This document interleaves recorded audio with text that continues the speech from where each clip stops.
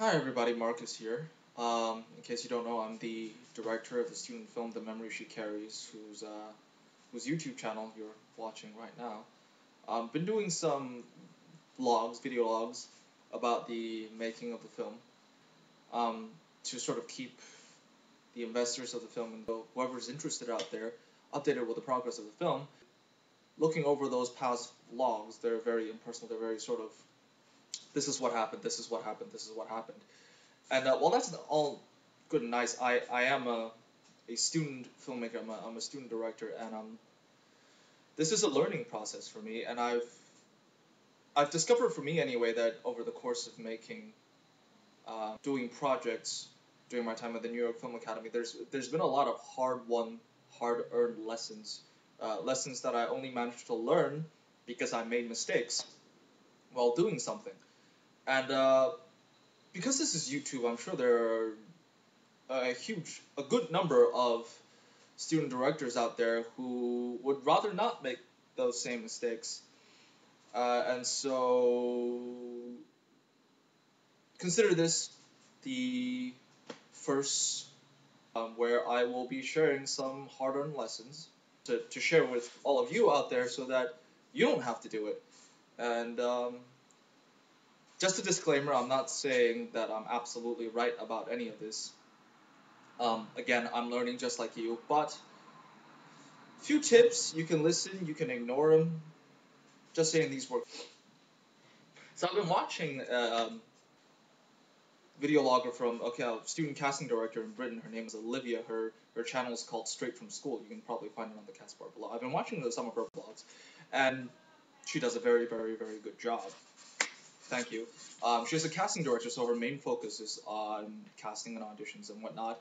And she's been giving a lot of advice to aspiring actors out there about what to do in auditions, how to handle themselves during auditions, which is all well and good. So if you're an actor and you want advice about that, go check out her blog right now. It's down here somewhere.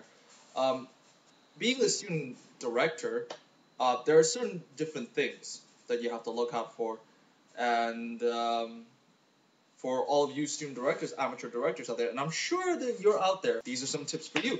The casting session is really what the second big important step toward making a film. The first one is creating your script. The second one is casting, because this is when you're choosing the people with which you will be bringing your script, your story to life. So it's pretty damn important. I just got a few guidelines that might help your casting session go better, because it's very easy to mess up. Here we go. Oh, great. I've had hair. It's gonna be a little distracting. Sorry, guys. All right. Number one, know what you want. I know it sounds kind of crass, but before you walk into an a casting session, you want to know what you're looking for. Sometimes it's just hard to articulate a concept that you formed in your mind to something quite physical out there. Now, of course, not saying it's impossible, but the odds of you finding someone who is exactly what you imagine in your head the character to be, I would say, is a little slim. What helps is if you take that character and you distill him or her down into a few crucial adjectives. Physical attributes are good. If you're looking for someone tall, short, male or female, obviously. What's even better are impressions, things that they should make you feel. For example, if let's say you're casting for a slasher flick and you're a killer, like this is someone who, for example, this is someone who needs to scare me. It's easier to keep track of who hits the marks, who doesn't, because on any given casting call, you're gonna see a sizable amount of people.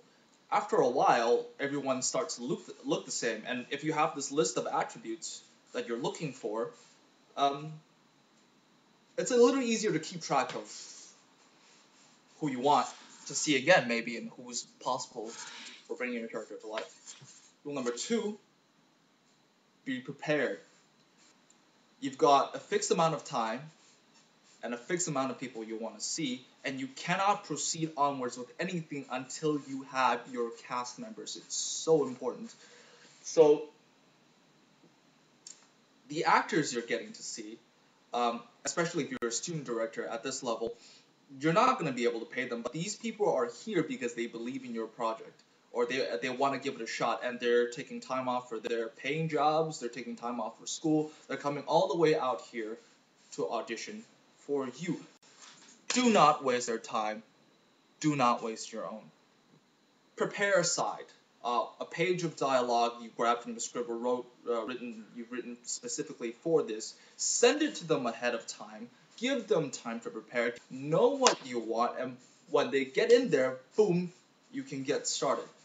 Not saying you can't improvise, not saying that you can't let them surprise you. But like a normal audition, you're scheduling people in 10, 15-minute increments.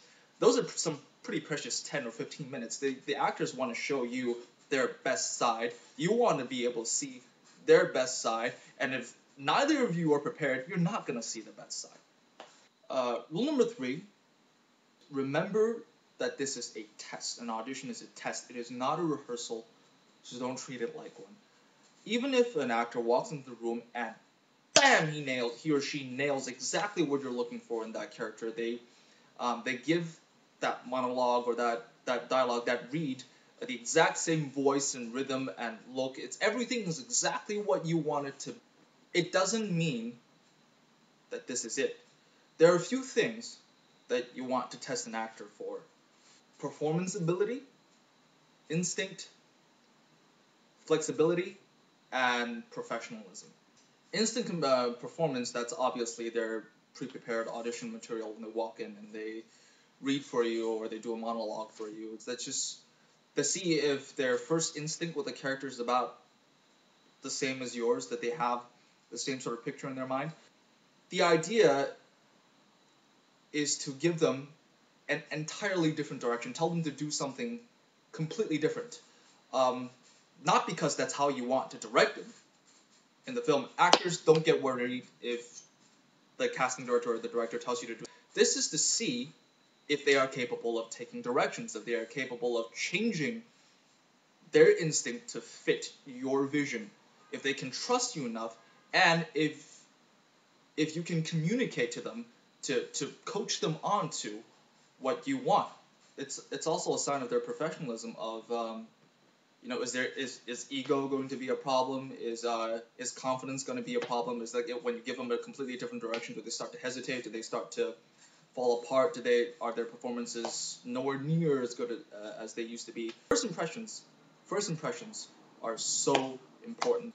If a person is late to an audition, if they haven't memorized their lines for an audition, for a casting session, they're not going to do it for the actual shoot. And if you have an actor who's difficult to work with, it can drag down the whole movie. They're not being responsible to a lot of people, not just to you, not just to themselves. So you want to be able to gauge their professionalism. You should prepare more than one test. Tailor each test to one of these attributes. Last but not least, given all these preparations, given all these fallbacks and steps, allow yourselves to be surprised.